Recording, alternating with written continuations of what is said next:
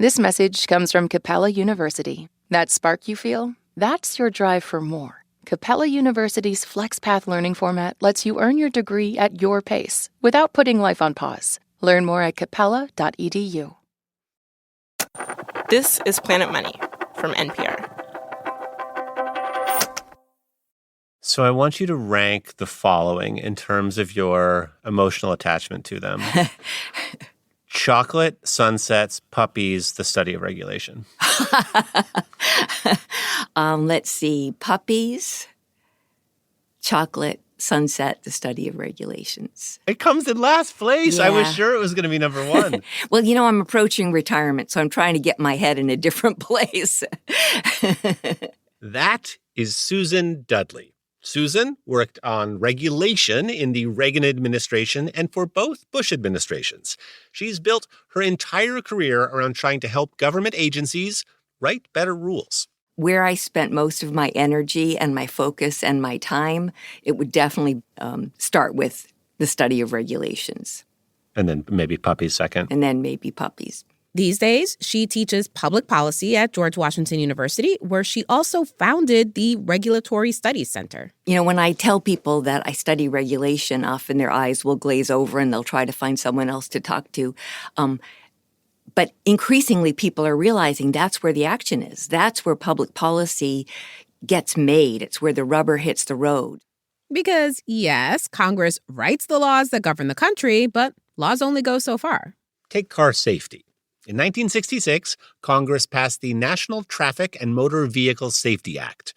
But the law didn't specify all the rules for how cars were supposed to be made safer.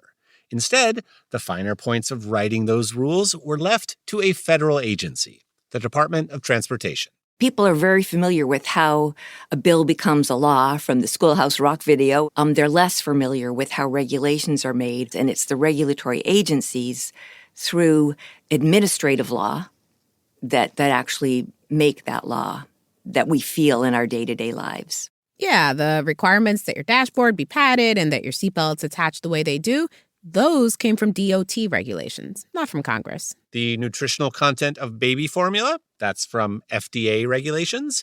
How much silica dust counts as dangerous for workers? That one is OSHA, the Occupational Safety and Health Administration.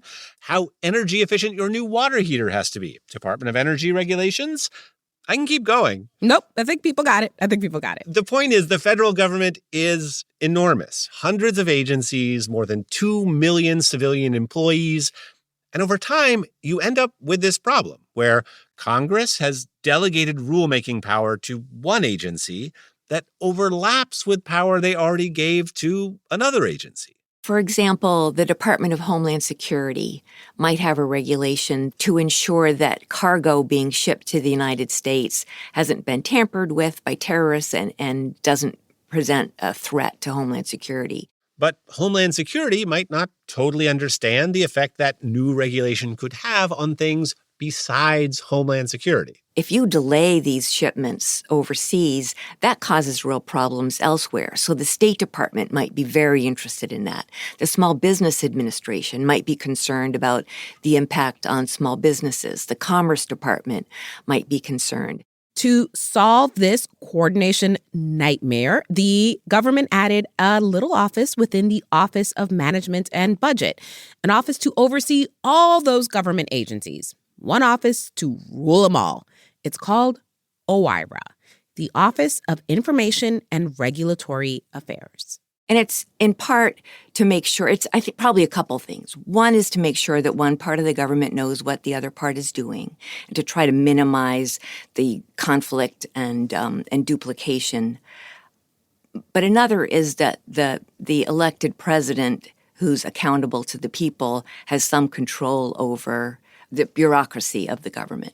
Yeah, all of these federal agencies, they are part of the executive branch. The regulations coming out of the Commerce Department or the EPA, they are supposed to align with the president's agenda.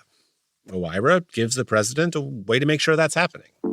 And for 45 years, OIRA has served this purpose. But President Donald Trump has decided that it's time for a big change. Hello and welcome to Planet Money. I'm Erica Barris. And I'm Keith Romer. If you are like us, the last 3 months have felt like this relentless, high-speed civics course. All of these different parts of the federal government that maybe we knew something about suddenly getting thrust into the spotlight because the Trump administration is shutting them down, or the person in charge of them is being fired, or they are being given an entirely new purpose. Well, we've got another one for you. Trump recently signed Executive Order 14215, ensuring accountability for all agencies. It goes into effect this week. This new order will massively expand the power of OIRA and the president.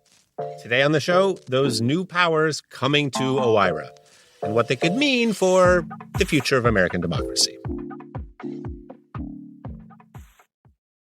This message comes from Capital One. Capital One offers checking accounts with no fees or minimums. What's in your wallet? Terms apply. See CapitalOne.com/bankguy for details. Capital One N.A., member FDIC.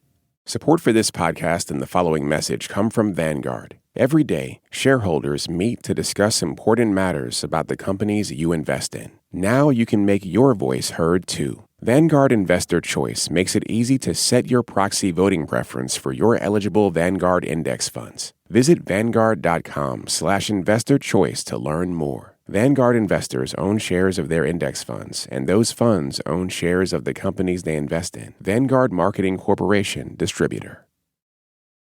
OIRA, the Office of Information and Regulatory Affairs, is not a particularly large part of the federal government. It's got like 50 career staff who take up half a floor in this boring brick building around the corner from the White House.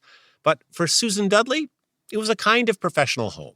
Susan did 2 stints at OIRA. She started as a staff economist during the Reagan administration. Then a couple decades later, she was asked to come back to run the place for George W. Bush. Oh, it was my dream job. It was very exciting, and I loved doing it. Because even though most Americans have never heard of OIRA, Susan understood just how central it was to the way the federal government works. If you Google obscure but powerful government agency, OIRA probably will show up on the first page. That's an amazing thing to Google. It's going to be my first Google after this call. Erica, you want to do the honors? Okay, how do you spell? Government, agency, and, yep, OIRA. One obscure but powerful government agency is OIRA. Checks out. So, a little history of this obscure but powerful agency. OIRA was created at the tail end of Jimmy Carter's presidency in 1980 as essentially an information clearinghouse for the executive branch. Then Ronald Reagan shows up in the White House, and he supercharges it. President Carter had an executive order that required agencies to analyze their regulations before issuing them, and Reagan took it another step and said, and we're going to check your work.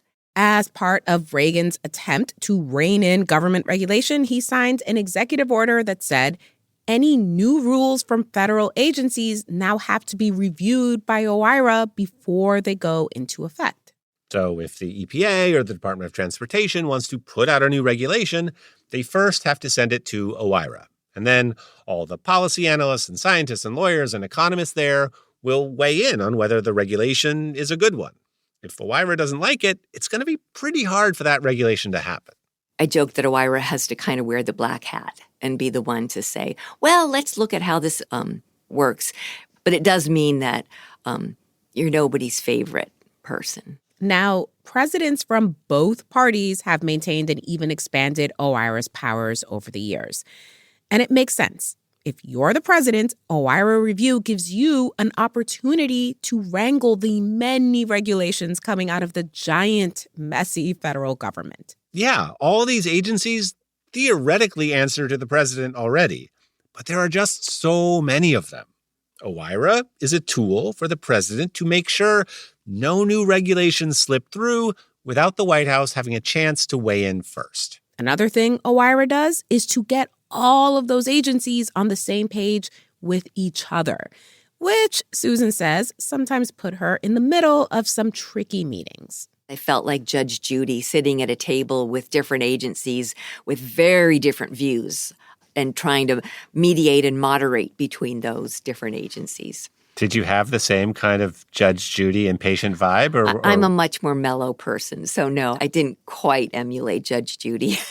But remember, the administrator of OIRA is not just Judge Judy with a black hat out there doing whatever she wants. She works for the president. Susan says it's pretty rare for the president to get directly involved with OIRA's review of regulations, but it does happen. When she was running OIRA, the EPA wanted to put out a new rule about how much pollution was going to be allowed in the air. And this is a little bit in the weeds. We love to be in the weeds at Planet Money. Actually, not just metaphorically, because in this particular case, EPA wanted to set a separate form of the standard to protect a certain crop. So that's why I say it's kind of in the weeds. Crops, weeds. Anyway, EPA's new regulation came into OIRA. Susan's staff did their normal review, pulled in folks from the Department of Agriculture and other agencies to get their takes.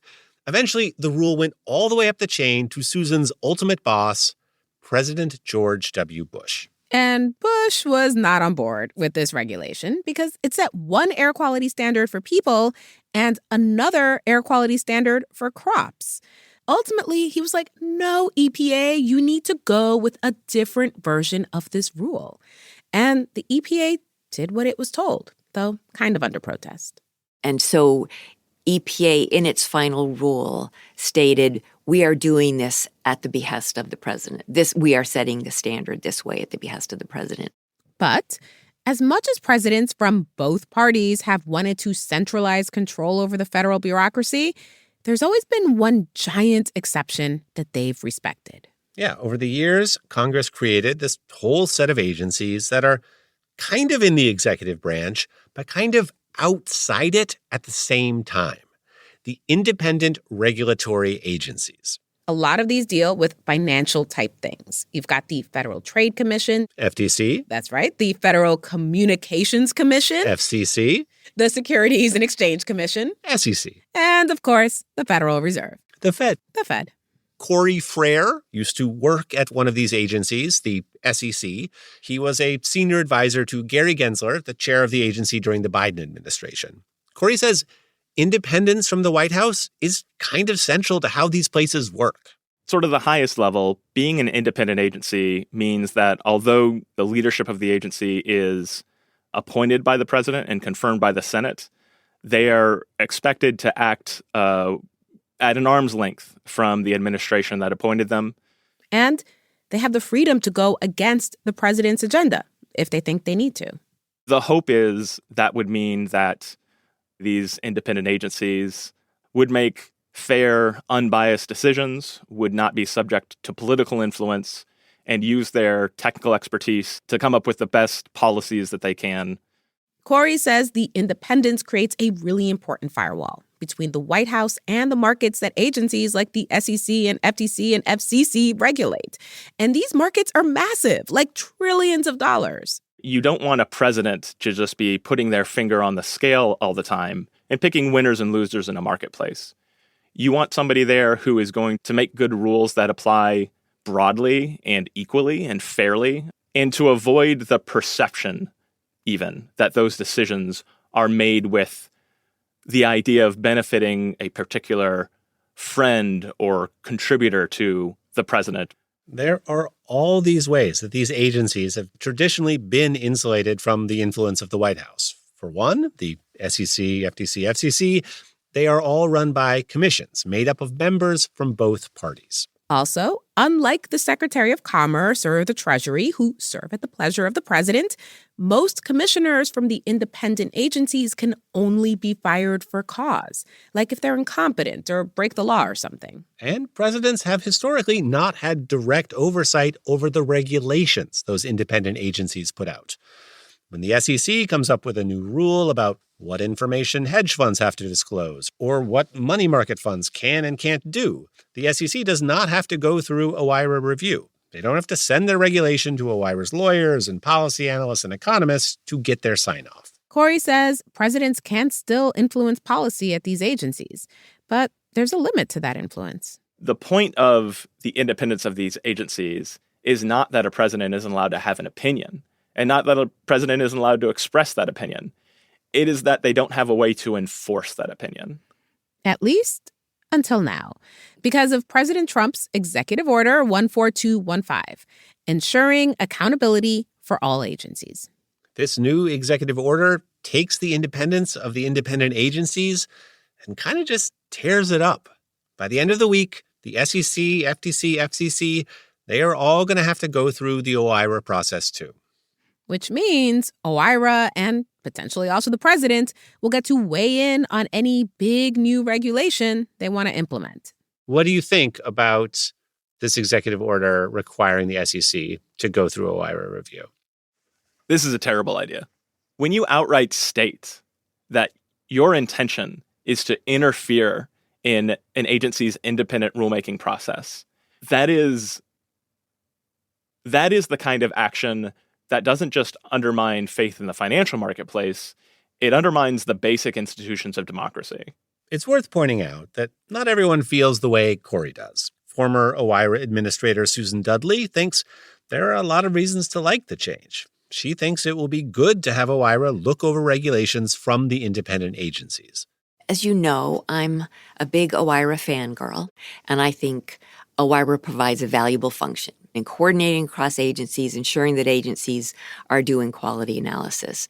Now, she gets why someone who worked at the SEC or any other independent agency might not want OIRA all up in their business. Every agency would like to be exempt from OIRA review because, it adds time, it adds a layer, and they think they've done their homework just fine, and we don't need anybody grading us on this homework or reviewing our homework. But Susan thinks this change will just make government regulations better by holding the rules put out by the independent agencies to a higher standard. In fact, back in 2018, she co-wrote an op-ed with an OIRA administrator from the Clinton years, calling for a similar reform to the one the Trump administration is putting in place. I think it's fair to say that former OIRA administrators from both sides of the aisle support having independent agencies be covered under the executive order.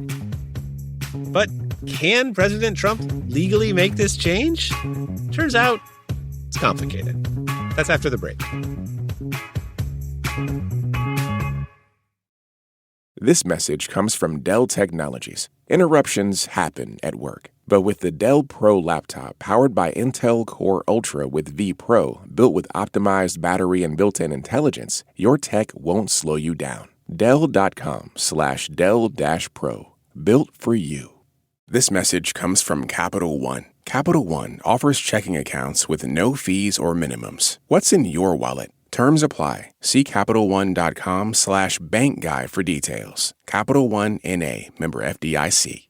Support for this podcast and the following message come from Vanguard. Every day, shareholders meet to discuss important matters about the companies you invest in. Now you can make your voice heard too. Vanguard Investor Choice makes it easy to set your proxy voting preference for your eligible Vanguard index funds. Visit Vanguard.com/investor choice to learn more. Vanguard investors own shares of their index funds, and those funds own shares of the companies they invest in. Vanguard Marketing Corporation, distributor.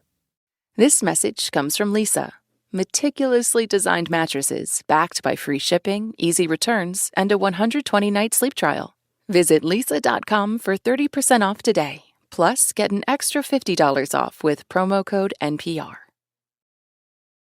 Okay. So far, we've just been talking about this new executive order expanding OIRA's powers. But the Trump administration has actually been making moves on a lot of fronts to exert control over the independent agencies. One example, the commissioners of a lot of these agencies are only supposed to be fired for cause. But President Trump recently removed Democrat appointees from both the National Labor Relations Board and the FTC. Corey Frere, the former SEC staffer, he gave us a second example. In my particular world, there were a lot of career staff who, because they had worked on crypto issues with me and with Gary Gensler, they were essentially moved to Siberia once the new leadership took over. That's unprecedented. I worked with a great litigator at the SEC on lots of our crypto issues. He was well understood to be one of the top litigators at the SEC. Once we left, he was reassigned to the IT department.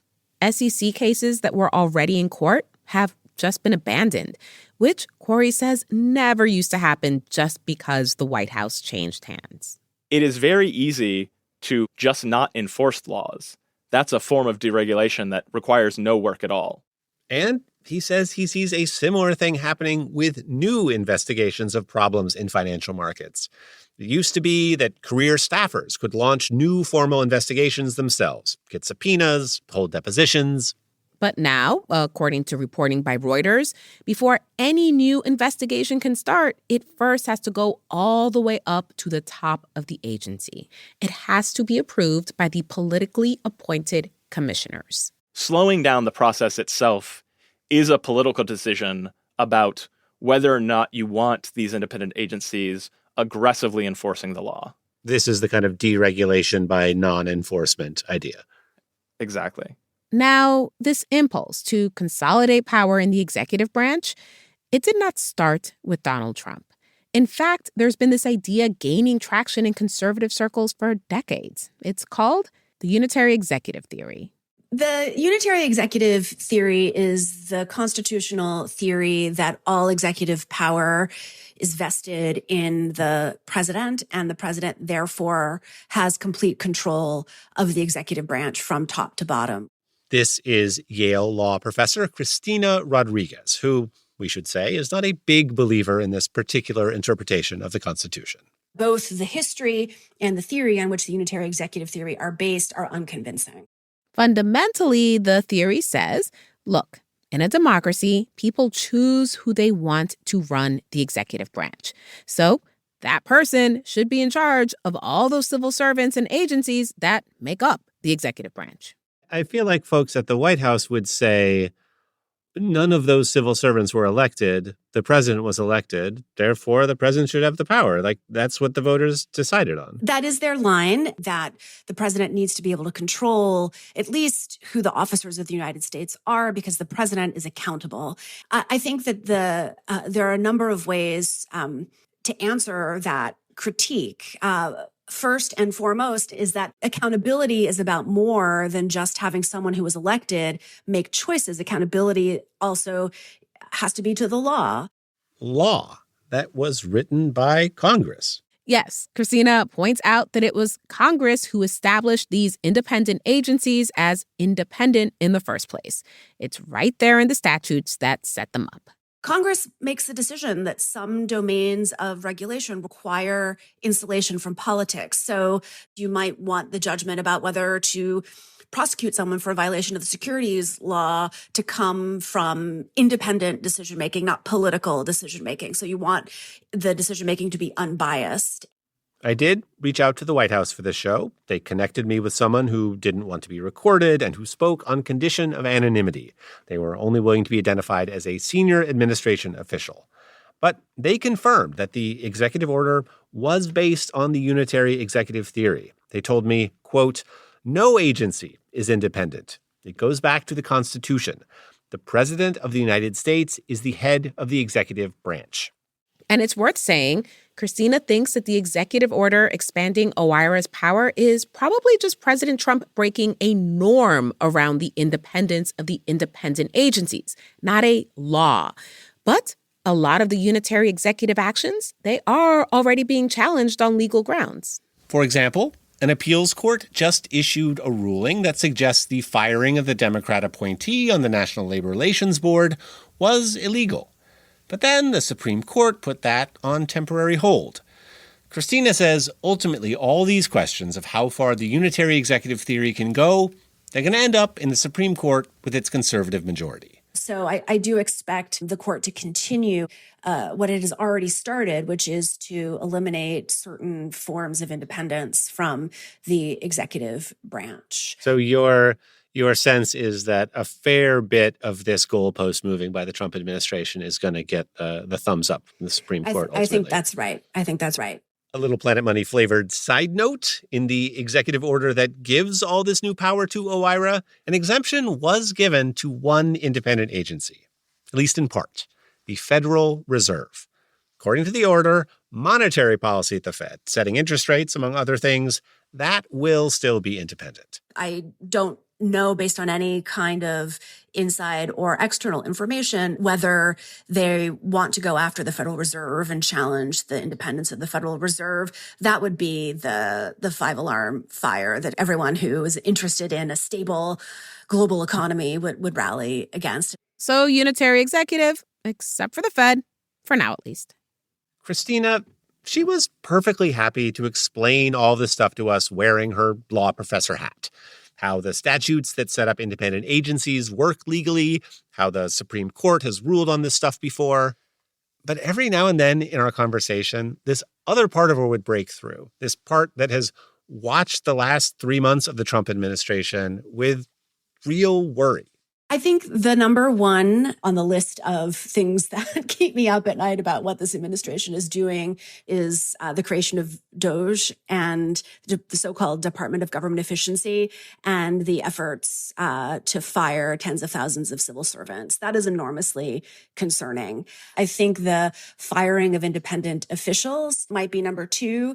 If you have a system where from top to bottom, from the officers of the United States to the independent commissioners who are independent no more, to the civil servants made up of people who are hired because of their loyalty to the president, you have a corrupt and malfunctioning government.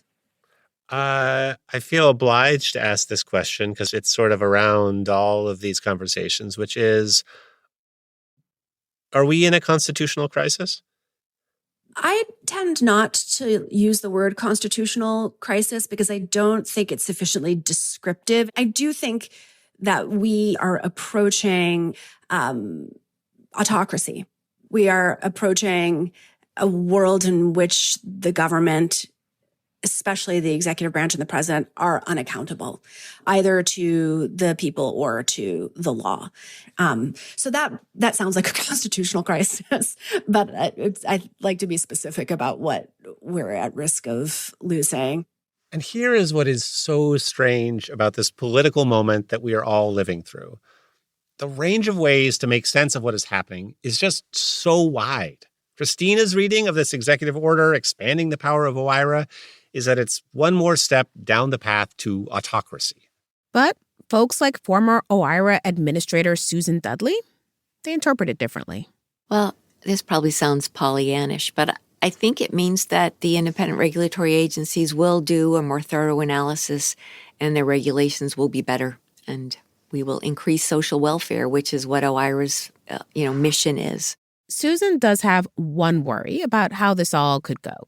That people will see this change that she's been pushing for years and just see it as a power grab by President Trump. I really care about durability and putting in place practices that will last.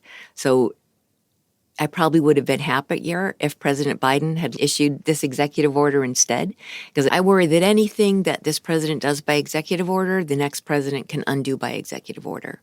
And the instinct may be, let's just get rid of everything that he did. But for now, at least, unless the courts or Congress or maybe the next administration push back, Executive Order 14215 will be the law of the land by the end of this week.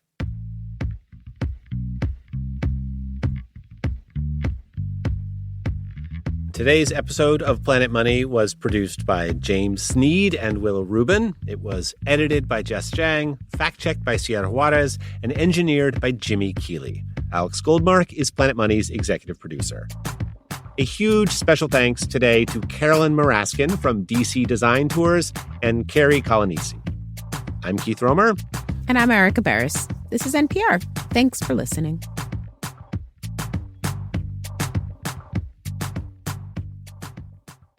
This message comes from Mint Mobile. If you're tired of spending hundreds on big wireless bills, bogus fees, and free perks, Mint Mobile is for you. Shop plans at mintmobile.com/switch. Taxes and fees extra. See Mint Mobile for details.